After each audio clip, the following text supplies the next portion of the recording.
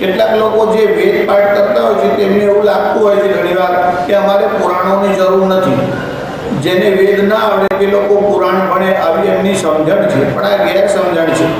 અમારે ત્યાં ભગવાન વેદવ્યાસે મહાભારતમાં ઇતિહાસ પુરાણાભ્યામ વેદોપસમમ બ્રૂહ્યતે, ઇતિહાસ અને પુરાણ ન ભણો ત્યાં સુધી વેદોનું તાત્પર્ય પકડી શકાતું નથી અને સમજી શકાતું નથી.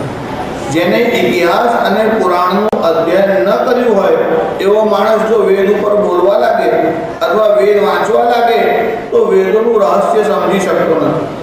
તમે વેદ મંત્રોનો પાઠ કરો છો, જેમ કે ભગવાન શંકરના મંત્રો છે, જેમ કે અષ્ટાધ્યાયીમાં 5મો અધ્યાય આવે અને યજુર્વેદમાં 16મો અધ્યાય આવે, એમાં ભગવાન શિવનું વર્ણન આવે. હવે તમે મંત્રમાં બોલો છો નમસ્તુ નીલગ્રીવાય, નીલકંઠવાળા એવા ભગવાન શંકરને પ્રણામ.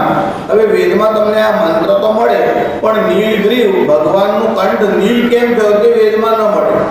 તમે ચારે વેદ વાંચી જાઓ, ભગવાનનું નામ નીલકંઠ છે એવું આવે, નીલગ્રીવાવાળા એવું વર્ણન આવે, પણ ભગવાન નીલગ્રીવ કેમ થયા એ વેદમાં ના ખબર પડે. એ તમે ભાગવત આદિ પુરાણ વાંચો કે ઇતિહાસ ગ્રંથ વાંચો તો ખબર પડે કે સમુદ્રનું મંથન થયું, એમાંથી હલાહલ વિષ નીકળ્યું. દેવતાઓએ ભગવાન શંકરને પ્રાર્થના કરી અને ભગવાન શંકરે હલાહલ વિષનું પાન કર્યું, એટલે ભગવાન શંકર નીલકંઠ થયા. તો વેદોમાં જે વાત બીજ રૂપે કહેવાયું છે એનો સ્ફોટ વિસ્તારથી પુરાણોમાં અને ઇતિહાસોમાં સમજાવવામાં આવ્યું છે. એટલે વેદ મંત્ર ઇતિહાસ અને પુરાણ વગર સંપૂર્ણ સમજાઈ શકતા નથી. એટલે ઇતિહાસ અને પુરાણોનું શ્રવણ કરવા.